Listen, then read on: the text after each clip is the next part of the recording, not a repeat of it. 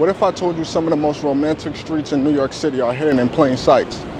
From cobblestone streets to historic brownstones. They're all right here in the West Village. And if you step in, you'll probably never look at New York City the same ever again. Let's check it out.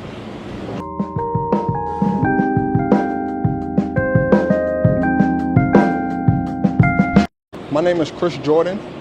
I'm a luxury real estate agent here in New York City, and this is my neighborhood guide of the West Village. If you love nostalgia, you'll love the West Village, right? So the West Village don't only feel historic, but its history is preserved. So what that means, in 1969, there was actually a law passed that if you do want to build something in the West Village, one, you have to get a special permission, and two, the characteristics of the new development has to match the characteristics of the neighborhood. So the brownstones, the warehouses, they're all here, and they're all here to stay. So I always thought that was something very, very unique, because the West Village will always keep its nostalgic feel, its historic feel. Definitely a different feel than the rest of the city. And speaking of that, look at this. I actually found some permits with a building plan. Look. So this is a building plan of a new construction that's coming to the neighborhood. And look, they started, but you see how it matches the characteristics of the rest of the neighborhood. And to me, I don't know, maybe I'm an architect geek, but to me, that's like so awesome, because I see a lot of buildings, and a lot of times, a lot of new construction buildings just look out of place. And people start throwing around the word gentrification. And I think a lot of times that just means that the building looks out of place. It's a nice building and a place with historic buildings, but this looks like it's been here, and it's going to look like it's been here. So that's awesome, and I think a lot of other neighborhoods, I know life is about evolution, but I think a lot of other neighborhoods should consider that for sure. So it's pretty cool that I was able to find this here. But to get back on track, the West Village is more than just cobblestone streets, historic brownstones, and a nostalgic feel. It's also a safe haven for the LGBTQ community. In 1969, the Stonewall riots were started here, and that movement is still echoed throughout the community. I think they make a concerted effort to make sure that that movement is still alive even today. Now, if you've watched any of my previous episodes, a constant you'll see is that a lot of New York City neighborhoods were built on artists, right? And the West Village continues that trend. So, decades ago, jazz musicians and poets, they all came to the West Village, right? And the West Village continues that artistic theme to this day. You know, you can go to Arthur's Tavern for a jazz performance. You have the oldest, let's go this way. You have the oldest off-Broadway theater right here in the West Village. So whether you're an artist or somebody who enjoys that, the West Village has something for everybody. Now, when it comes to the West Village food culture, I think the West Village does a great job of mixing the old with the new. You know, whether you're a foodie or if you just want to try a new slice of pizza, the West Village has something for everybody. And it's actually, hold on. I actually got to watch my words, because I was just talking to somebody and they say I say every neighborhood might have my favorite food.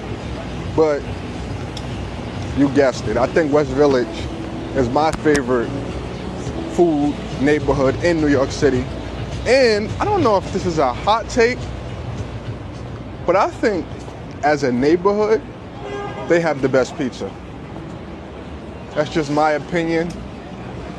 I'm sure people would disagree with that, maybe. I don't know. I haven't vetted out this opinion, but that's my opinion.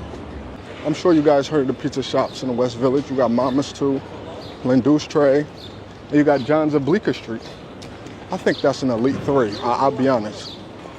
I think it will be, I don't know. I'm sure I gotta ask, that's a good question. I'm gonna get back to you on that one. Which neighborhood has the best pizza in New York City? That's a tough one. Now, when it comes to parks and green spaces in the West Village, you definitely have that. You have the Hudson River Park. You also, if you're into riding, you know, you can ride your bike on the West Side Highway. They do have that didn't sound right, like you're in traffic. They do have lanes where you can ride your bike on the West Side Highway. But, you know, I think the great thing about the West Village is, even though it can get busy on the main streets, if you do live here, there are hidden pockets within the neighborhood where you can get away and find some serenity and just get away from the vibrancy of the neighborhood. You know, I think West Village is one place in New York City where it is like a neighborhood. It's almost like, I think it's the closest you'll get to a European look. Just think about getting Europe right in Manhattan, and I think that's a great way to describe the West Village.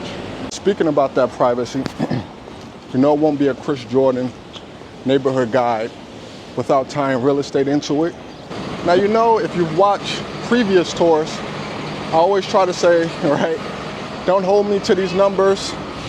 I don't really like to give numbers on these tours because they're so fluid in New York City. The funny part about the West Village is we kind of know what we're getting. The West Village is a place where the numbers stay as consistent as possible. So you're getting 2,000 a square foot to 2,500 a square foot. The median price about 1.8. It could go up depending on how big, you know, things of that nature. But, you know, the West Village is a place where things don't stay on the market very long.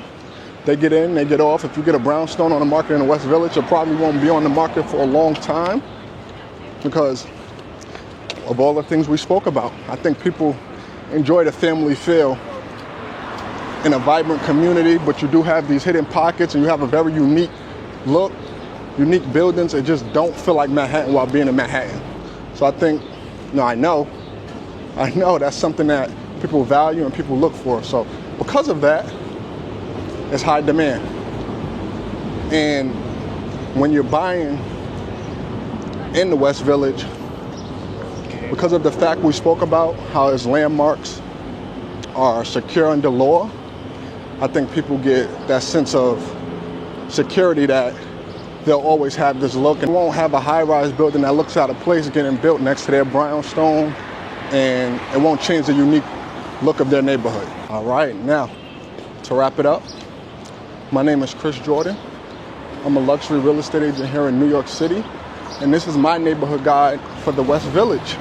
If you enjoyed this one, please go check out the other neighborhood guides.